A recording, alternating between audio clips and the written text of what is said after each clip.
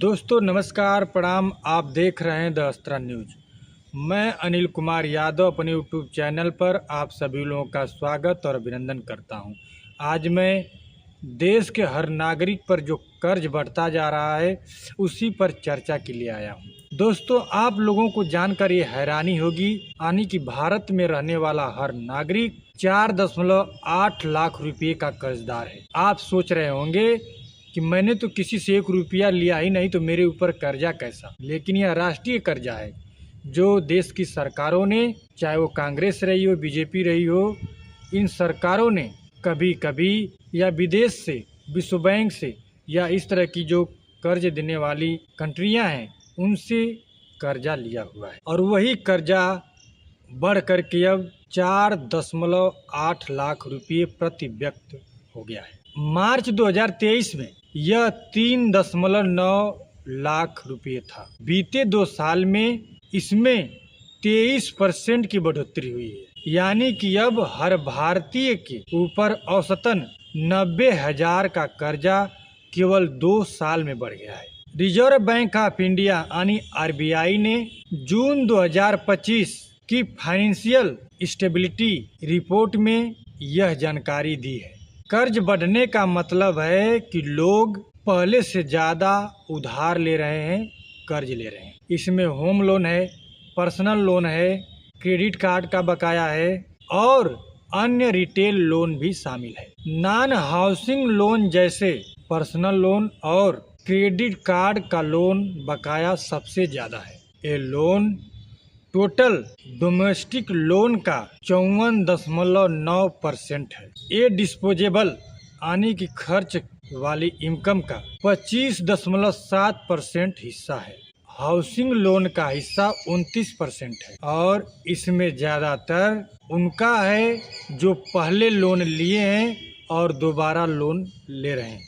दोस्तों देश के यशस्वी प्रधानमंत्री नरेंद्र मोदी जी ने 2014 में जब चुनावों में गए थे और रैलियां की थी तो उन्होंने तमाम बड़े बड़े वादे किए थे कि हम महंगाई को कंट्रोल करेंगे, बेरोजगारी खत्म करेंगे, देश से काला धन वापस लाएंगे।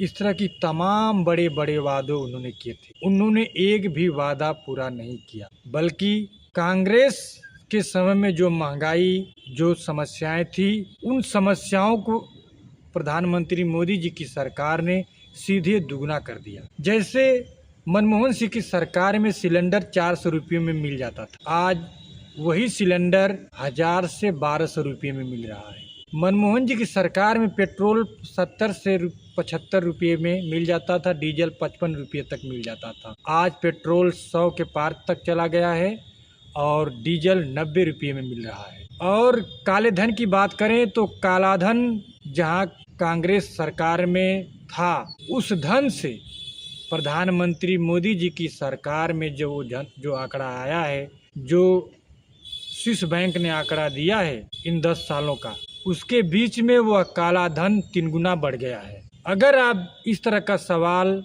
उठाते हैं या प्रधानमंत्री मोदी की आलोचना करते हैं तो ये देश में जो उपस्थित अंधभक्त हैं, जो 2014 के बाद नई प्रजाति पैदा हुई है, आपको ट्रोल करना शुरू कर देगी, आपको गाली देना चालू कर देगी और इन पर कोई एक्शन भी होने वाला नहीं है। जब इस देश के विदेश सचिव विक्रम मिश्री को ट्रोल करने वाले के ऊपर एक्शन नहीं हो रहा है तो सोचिए आम नागरिक की वो लोग हत्या कर देंगे तो क्या उन पर एक्शन होगा?